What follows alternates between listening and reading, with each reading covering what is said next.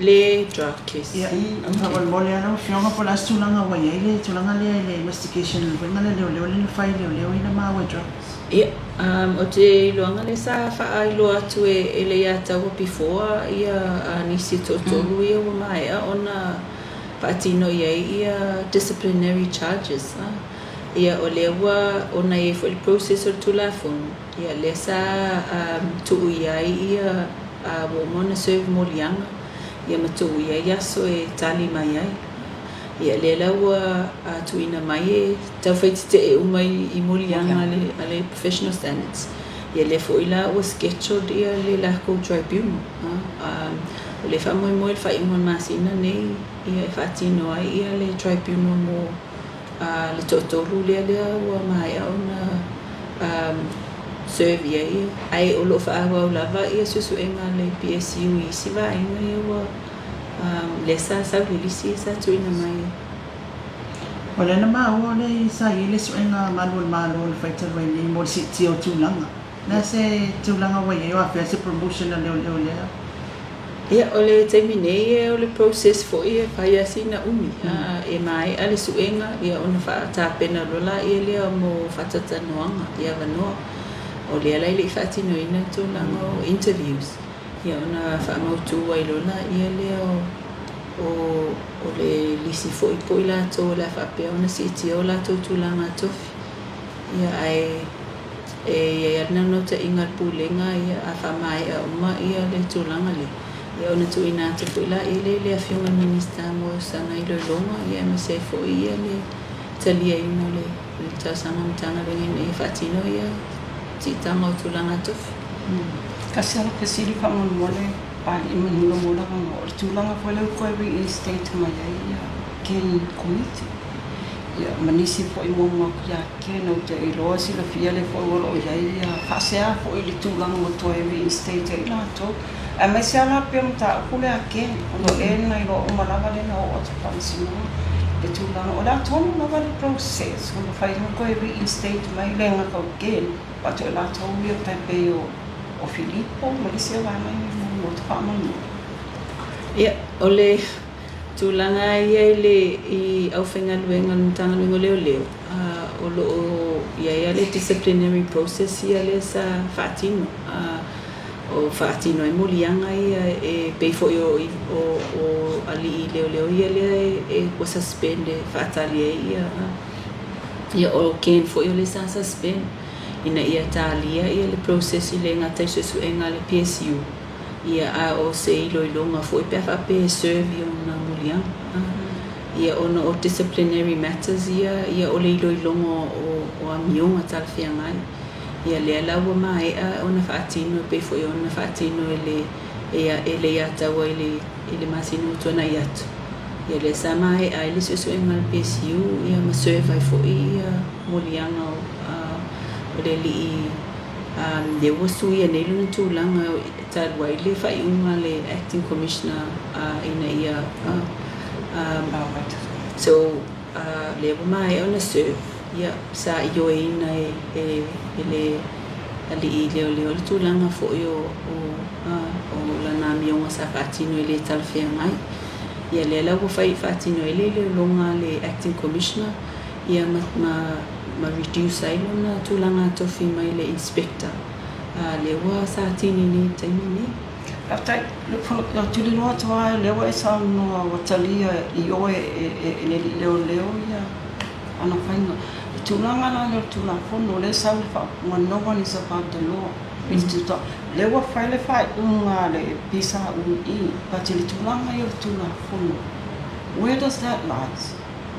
O le wala o tō whaiwhai unga but it's a very serious offense ili tiri sila po I Faamasinoga.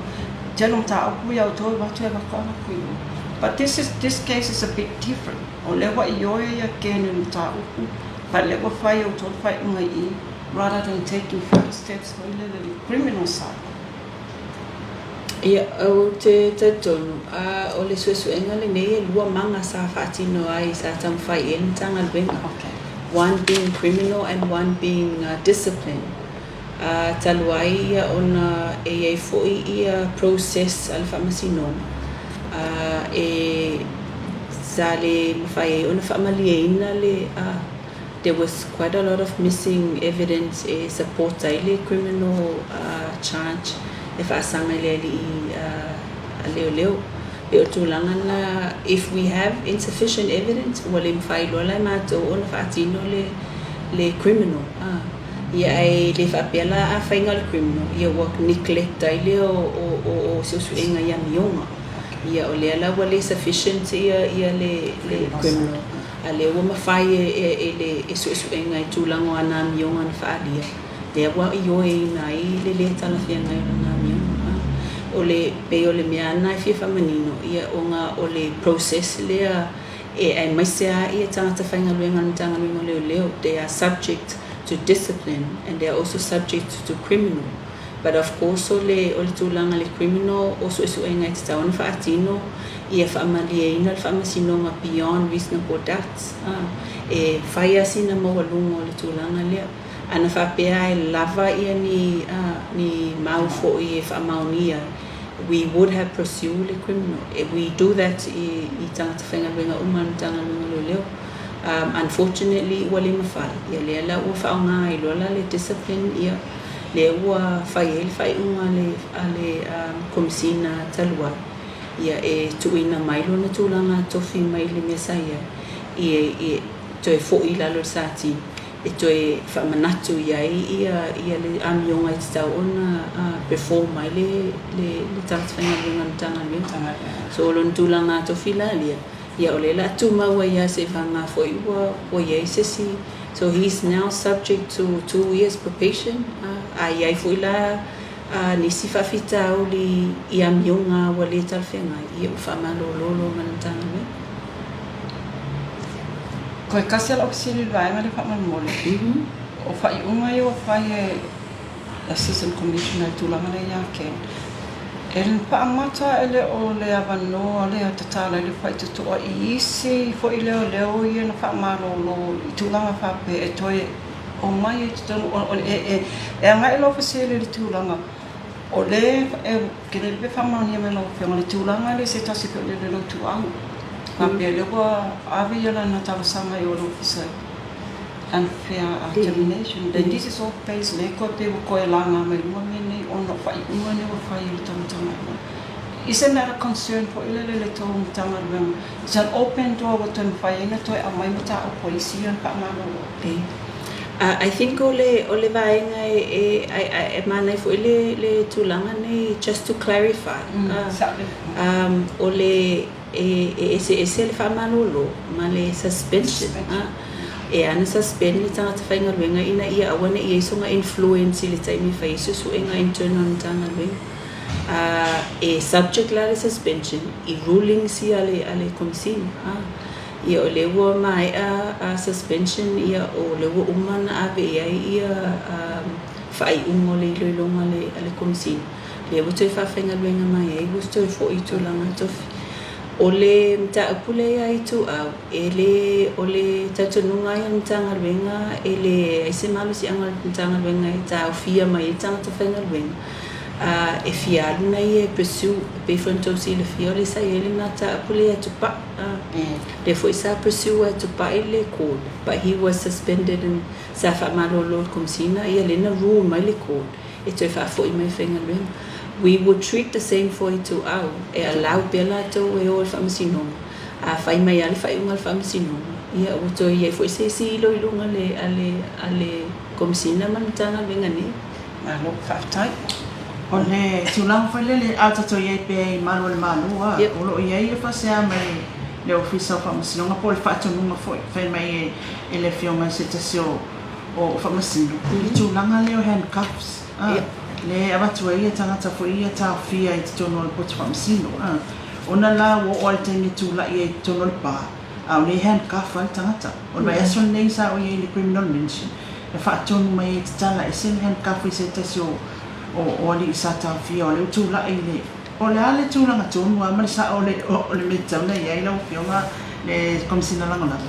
Ia, malo whaftai o Tulaga I handcuff.